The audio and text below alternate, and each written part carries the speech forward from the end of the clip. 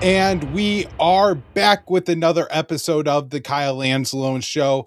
And I am very excited today. I have a really important guest, somebody who I watch frequently his analysis on the Middle East, Professor Mohammad Marandi. He is a former advisor to the Iranian negotiating team and a professor at Tehran University. Welcome to the show. Thank you so much for joining us. I know it's really late where you are. How are you doing today, sir? Thank you very much for inviting me. All is well. Thank you. All right.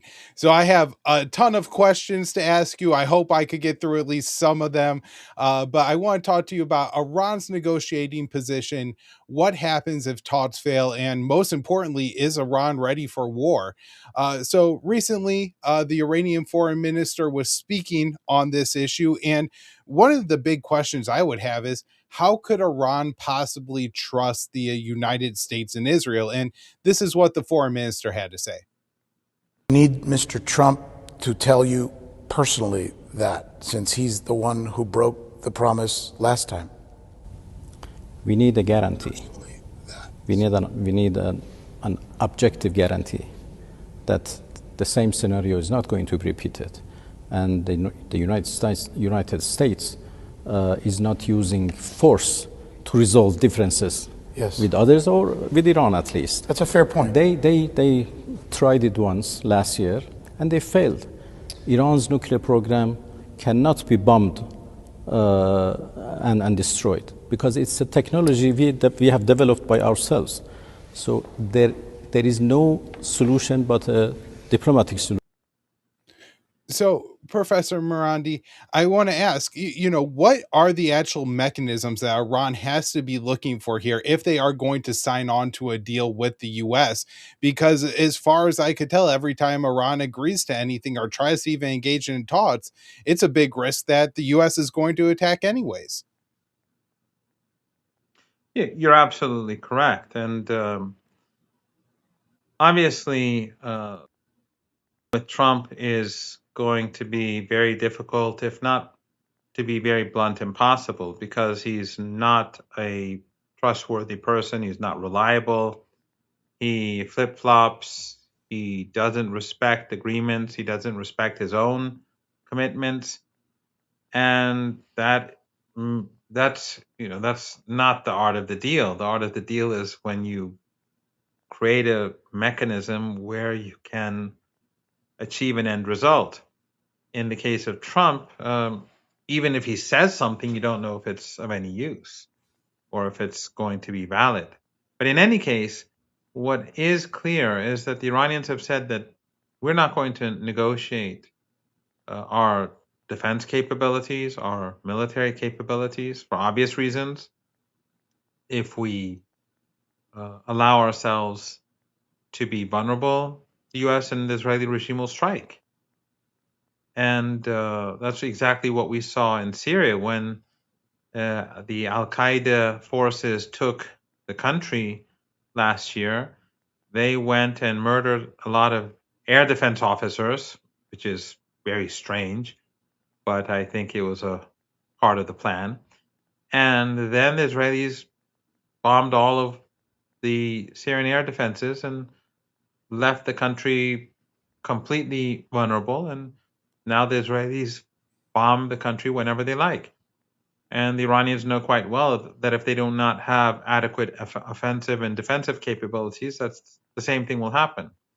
With regards to its alliances, Iran is not going to allow any country to dictate to it who its friends are and who its allies are. So the only thing left to discuss will be the nuclear program. And Iran has also said that we're not going to give up our program and we're not going to give up enrichment. What we can do is to give assurances. And that's exactly what happened in 2015 when the JCPOA, the nuclear deal, was negotiated. And in fact, back then, the Iranians gave, in my opinion, too many concessions. And this time around, the Iranians are not going to do that for a couple of reasons. One is the fact that Iran's nuclear technology has advanced thanks to Trump, because he tore up the deal. So Iran restarted the nuclear program, many parts of it that it had mothballed. and made significant breakthroughs during the decade. So we have Trump to thank for that. And so Iran is not going to go back a decade, especially since the Americans have hurt Iran for a decade.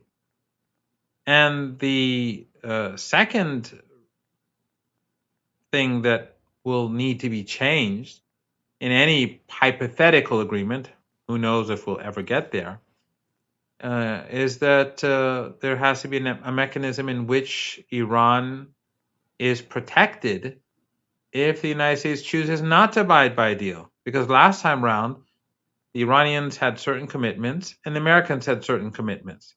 The Iranians carried out those commitments and the Americans didn't. Under Obama, the United States did not carry out its commitments. It carried out some of them and it didn't carry out others.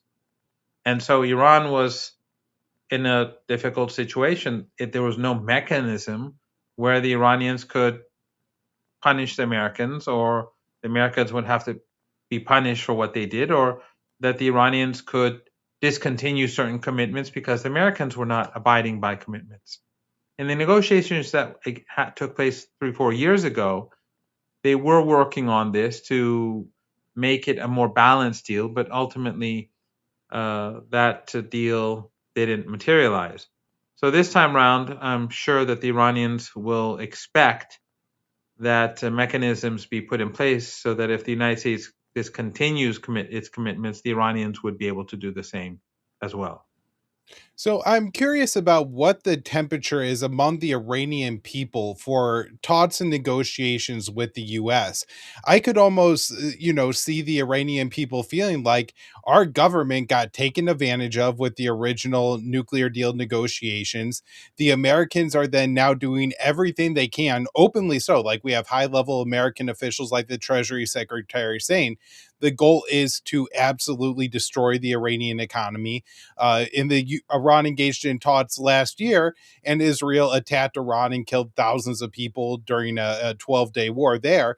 And so, do the Iranian people want the government to make a deal with Iran, or do they feel like they're being taken advantage of essentially? And maybe the leadership is foolish for trying to speak with the Americans. There are very differing views in Iran, but in general, there's a great deal of skepticism about the United States and an immense dislike towards Trump and Netanyahu. I think that the February the 12th we saw across Iran on the 47th anniversary of the revolution showed that huge numbers came to the street to celebrate, but also basically to give a big no to Trump and his attempts to bring about regime change or humiliate Iran. You had, by some estimates, up to 4 million people in Tehran and tens of millions of people across the country. The footage is there. I tweeted some of the clips of the rallies taken by helicopters and so on. So have shown solidarity with the government in defending the country's sovereignty. No one is going to accept Iran giving up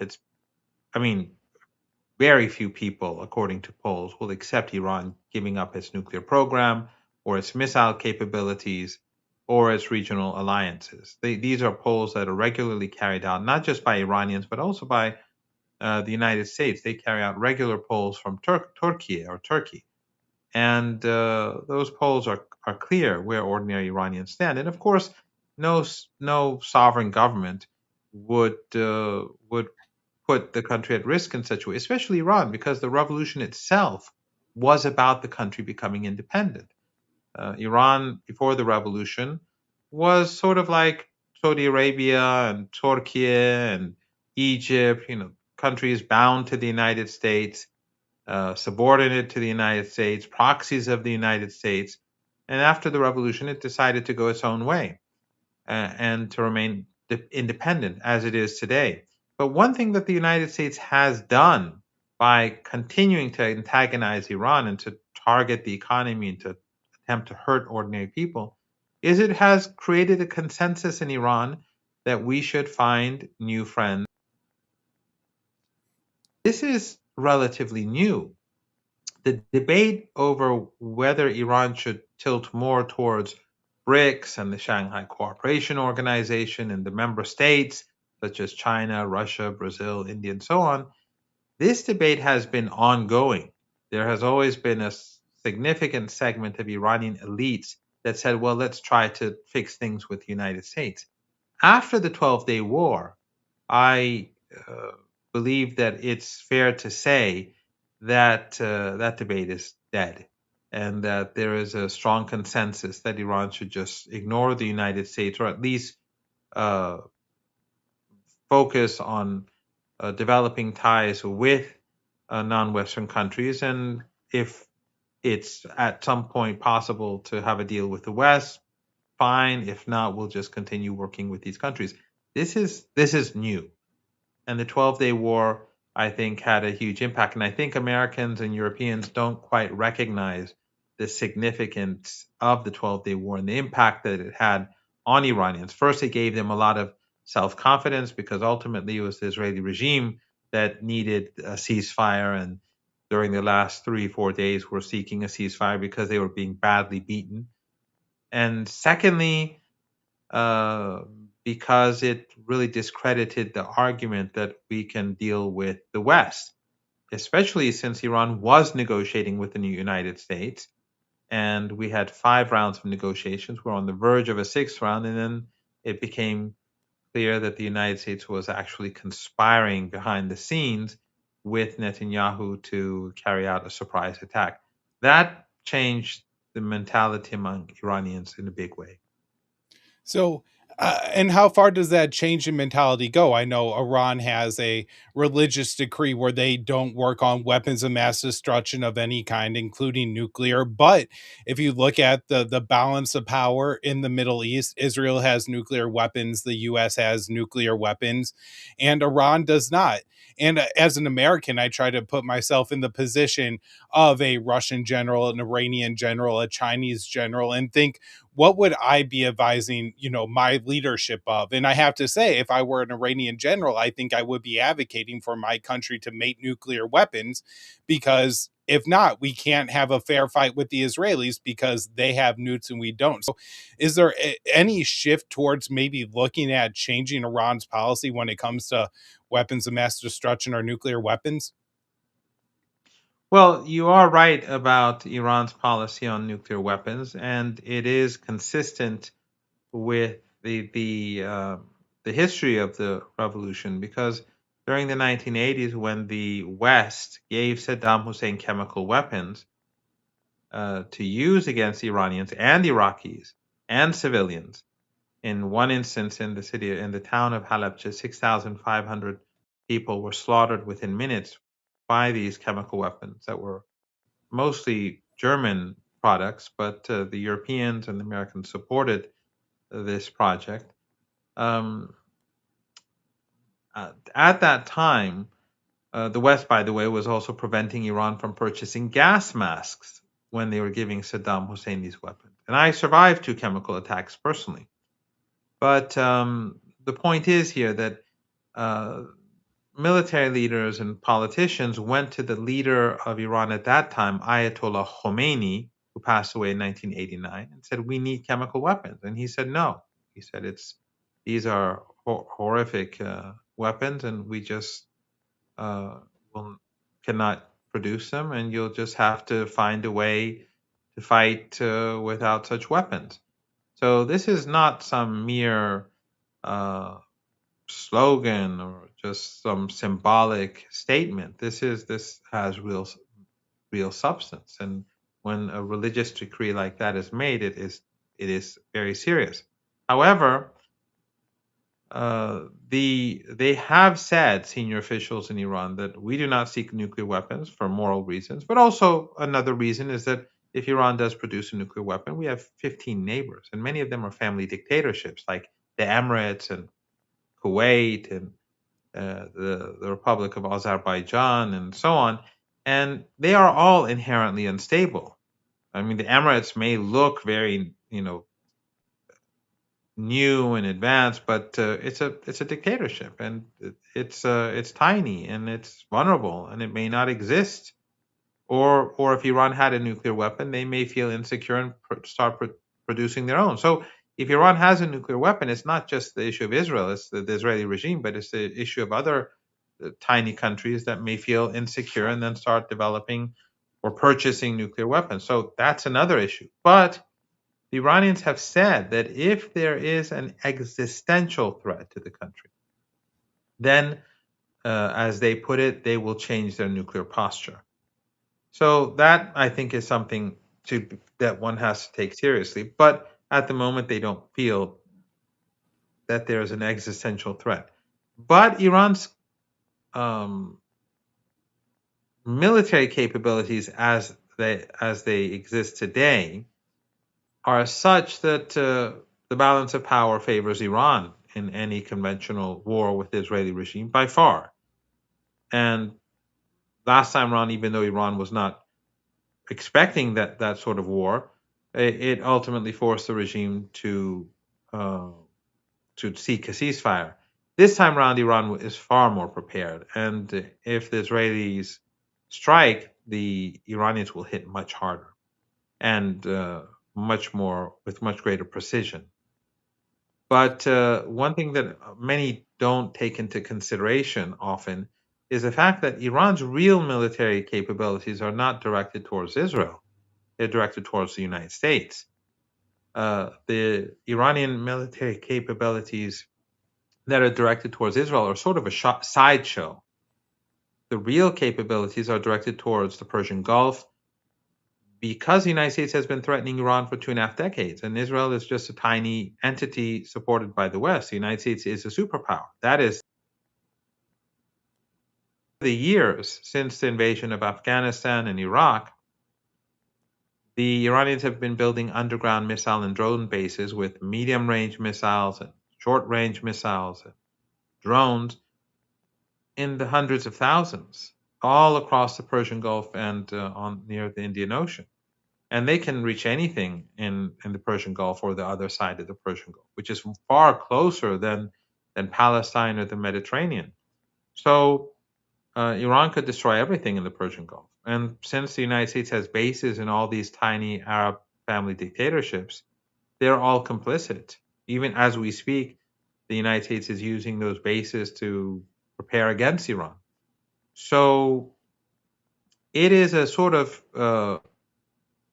if there is war and Iran carries out an all-out assault, that would be the end of oil and gas from West Asia and the Caucasus, and that would create a global economic meltdown.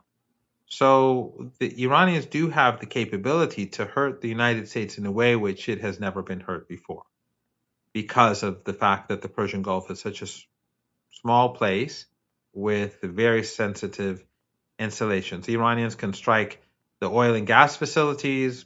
They can strike the tankers. They can sink a tanker in the Strait of Hormuz. There are many ways that Iran can stop the oil and gas trade, and they can do all of them together and just end the oil and gas trade for many, many months, if not years. So that is a major deterrent. Of course, if the United States attacks, the Iranians will also strike their military bases and their navy. But the point is that the real vulnerability is the energy market.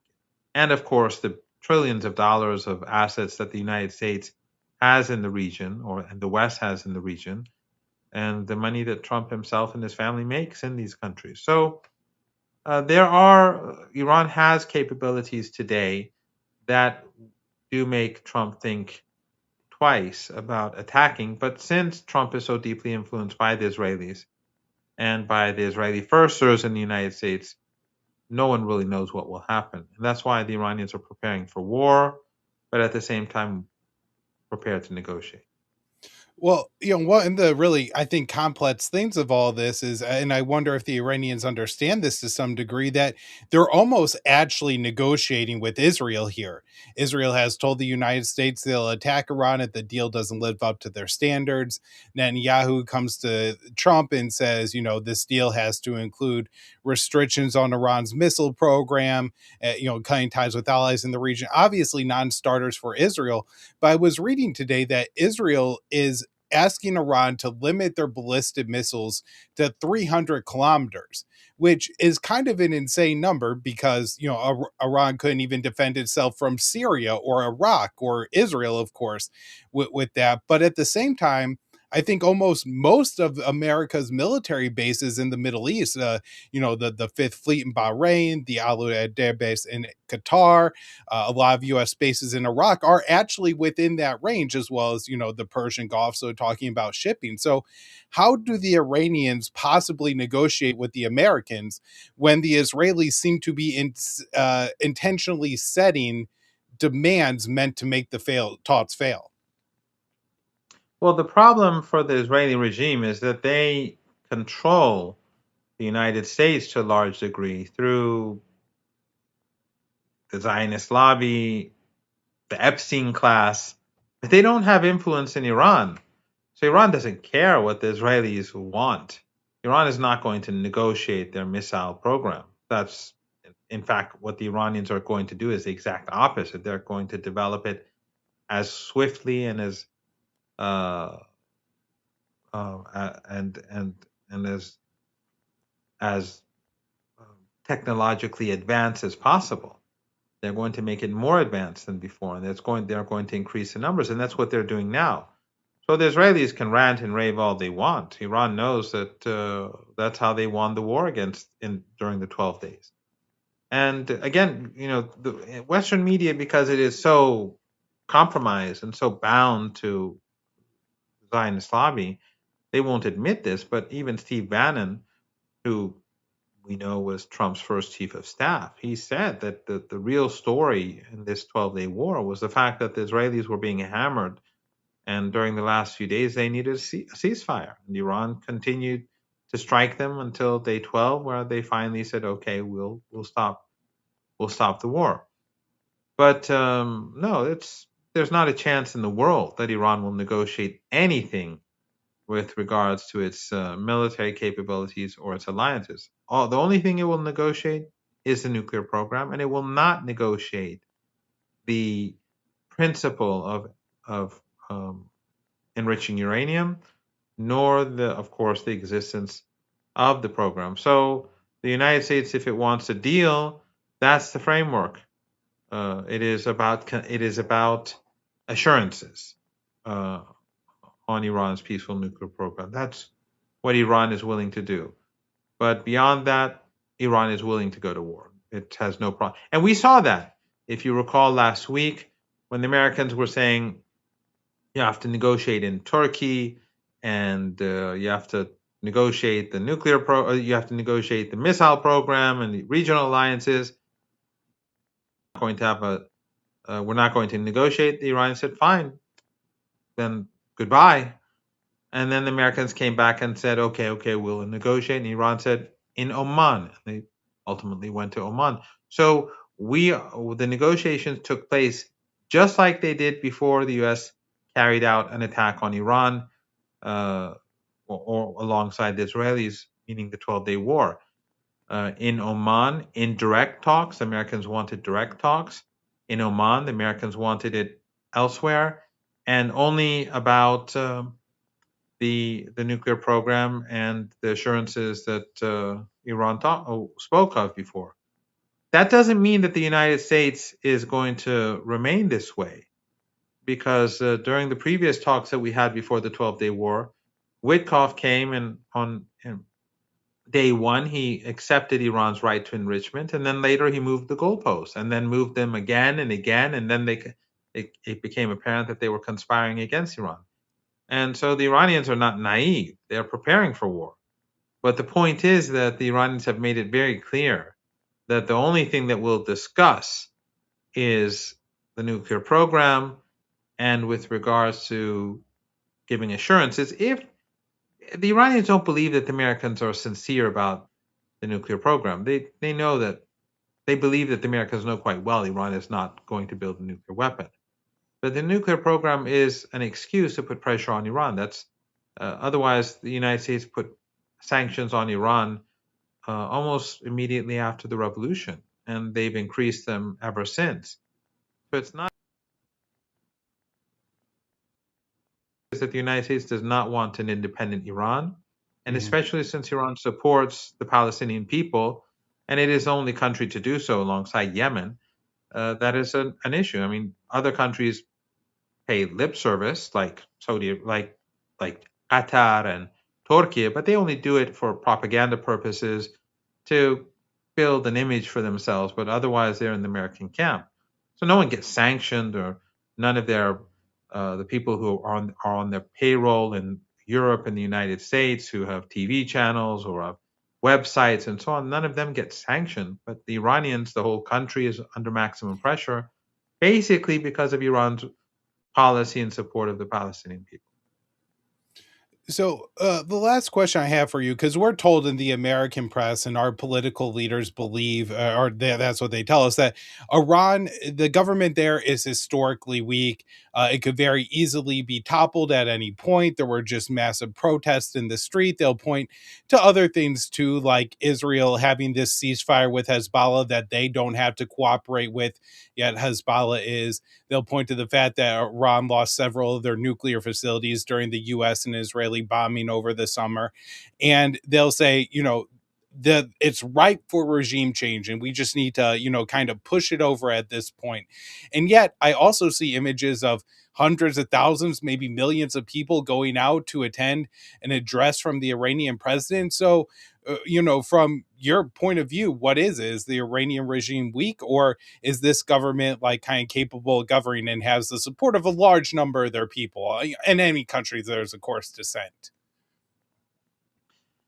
Yes, whenever the Americans speak about Iran, they always call it a regime. And that's why, and they do that intentionally to make it seem like it's not really legitimate. And ever since I've been a teenager, and I'm 59 years old now, the United States has been saying that Iran is on the verge of collapse. It's about to fall. And I think 10, 20 years from now, we'll be hearing the same thing. Actually, I think that after all we've seen during the past few years and the Epstein files too, I think the United States government should be worried about regime change in the United States more than it should be worried about or concerned about trying to bring about change in Iran. I I think it's quite clear that those who create the narrative of Iran being weak and vulnerable and about to collapse, that's the Zionist lobby. And they say that in order to convince or to create an environment where the Americans would be encouraged to attack Iran. They don't care about the consequences for the American people or the US economy. They care about the Israeli regime. And of course, they control Congress, they control the House, they control the White House.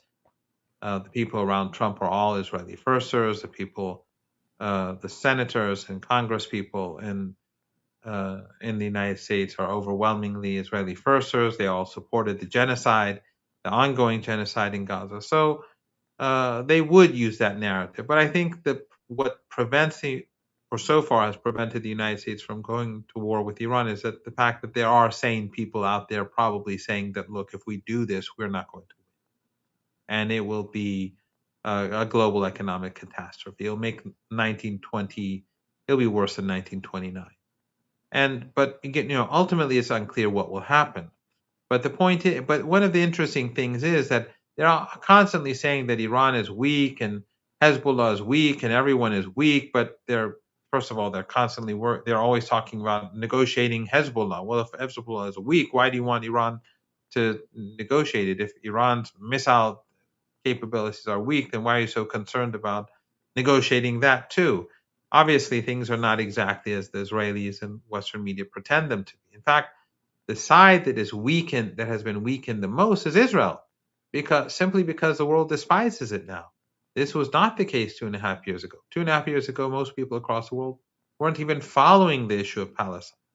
But I'm here in Moscow, there's a sea change in the mood among ordinary people. And when I've traveled to China, which I do regularly for conferences and to meet colleagues, there's a sea change there as well. about, and of course, inside the United States, you see people turning against the Israeli regime, including young Jews, as we saw in the election in New York for the mayor, regardless of who he is and what he really stands for. I don't know him, so I can't comment on him. But young Jews, apparently, according to polls, voted for him, even though he's highly critical of the Israeli regime. So the mood across the world has changed in a way which does not benefit the Israeli regime. But it is interesting that simultaneously they're constantly saying that Iran is on the verge of collapse, but they're also simultaneously saying that Iran is a rising threat to the region and the world. And how can you be both at the same time? I have no idea, but that is the narrative on it. Yeah. And it's a narrative they play over and over again, right? We saw with, Russia, they are somehow able to be stopped in Ukraine, but also a threat to Italy and Poland and That's all these right. other countries. Yeah, It's they're stuck in Ukraine, but they could take over the whole of Europe at any moment. It doesn't make sense, but that's the narrative, and the same is true with Iran. Absolutely. Professor Morandi, thank you so much for your time on the show today. This was absolutely insightful. I hope to have you back in the future. And, hopefully it's in times of peace, because I am very concerned about Trump being so susceptible to yes men. Netanyahu is an absolute monster that things could go wrong. And your insight is really important. So thank you, sir. And have a good night. Thank you very much for having me, and we should all pray for better days.